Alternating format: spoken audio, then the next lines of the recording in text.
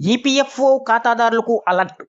వడ్డీ రేట్లపై కేంద్రం క్లారిటీ. ఈసారి ఎందుకు పెంచలేదంటే, ఉద్యోగాలు ప్రావిడెంట్ ఫండ్ ఆర్గనైజేషన్ ఈపీఎఫ్ఓ 2025-26 ఆర్థిక సంవత్సరానికి సంబంధించి ఈపీఎఫ్ఓ వడ్డీ రేట్లను ప్రకటించింది. మార్చి 2న జరిగిన సెంట్రల్ బోర్డ్ ఆఫ్ ట్రస్ట్ల సమావేశంలో ఈ మేరకు నిర్ణయం తీసుకుంది. ఈ ఆర్థిక సంవత్సరానికి పీఎఫ్ చందాదారులకు 8.25% వడ్డీ అందించేందుకు ఆమోదం తెలిపింది. గత 2 ఏళ్లుగా ఇదే వడ్డీని అందిస్తుండగా ఇప్పుడు దాన్ని స్థిరంగా ఉంచింది. దీంతో వరుసగా మూడోసారి కూడా వడ్డీ రేట్లలో ఎలాంటి మార్పులు జరగలేదు. ఈసారి వడ్డీ రేట్లను పెంచడం లేదా కోత విధించడమో జరుగుతుందని చాలా మంది ఊహించారు. కానీ కేంద్రం ఎలాంటి నిర్ణయం తీసుకోలేదు. ప్రస్తుతం దేశ ఆర్థిక పరిస్థితులు క్రమంలో స్థిరంగా ఉంచాలని నిర్ణయించింది. అయితే కేంద్రం వడ్డీ రేట్లను ఎందుకు పెంచలేదనే దానిపై అనేక సమాధానాలు వినిపిస్తూ ఉన్నాయి. పరిమితంగా ఆదాయం. ఈపీఎఫ్ఓ వడ్డీ రేట్లను పెంచడం కంటే స్థిరంగా ఉంచడానికి అనేక కారణాలు ఉన్నాయి. ద్రవ్యోల్బణం ఖర్చులు పెరుగుతుండడంతో ఈపీఎఫ్ వడ్డీ రేట్లు పెరుగుతుందేమో అని చాలా మంది ఆశించారు.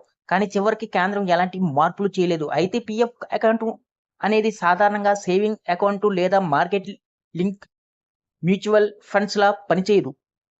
ఈపీఎఫ్ఓకు వచ్చే ఆదాయంపై వడ్డీ రేటు ఆధారపడి ఉంటుంది. ప్రభుత్వం, సెక్యూరిటీలు, రుణం సాధారణపై ఆదాయం ముడిపడి ఉంటుంది. ఈ క్విట్ పెట్టుబడుల నుంచి వచ్చే ఆదాయం పరిమితంగా ఉంటుంది. ఆదాయంలో పెరుగుదల లేనప్పుడు వడ్డీ రేట్లలో ఎలాంటి మార్పులు చేయరు. ప్రభుత్వం బ్యాండ్లో పెట్టుబడి. ఈపీఎఫ్ఓ ప్రధానంగా ఎప్పటి నుంచో ప్రభుత్వం బ్యాండ్లు, ఇతర రుణ సాధనాల్లో పెట్టుబడి పెడుతూ ఉంది. ఈ పెట్టుబడులు పూర్తిగా సురక్షితమైనవి, కానీ వాటి నుంచి వచ్చే ఆదాయం మాత్రం చాలా తక్కువగా ఉంటుంది. దీంతో రాబడి తక్కువగా ఉన్నప్పుడు అధిక వడ్డీ ఇచ్చేందుకు ముందుకు రాదు. ఒకవేళ అధిక వడ్డీ ఇస్తే భవిష్యత్తులో ఆర్థిక ఇబ్బందులు రావచ్చు.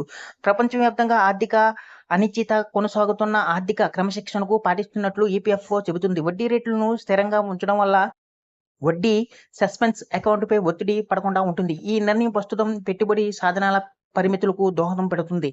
ప్రపంచవ్యాప్తంగా పెన్షన్, ప్రావిడెంట్ ఫండ్లలో సురక్షిత పెట్టుబడులు ఆదాయం వైపు మొగ్గు చూపుతాయి. భారత్ కూడా అదే దారిలో నడుస్తుందని ఈపీఎఫ్ఓ స్పష్టం చేసింది. కాగా మార్చి 31 లోపు వడ్డీ ఖాతాదారులకు అకౌంట్లో జమ కానుందని తెలుస్తుంది. ఈ వీడియో కానీ మీకు నచ్చినట్లయితే ఒక లైక్, సబ్స్క్రైబ్ చేయడం మాత్రం మర్చిపోకండి.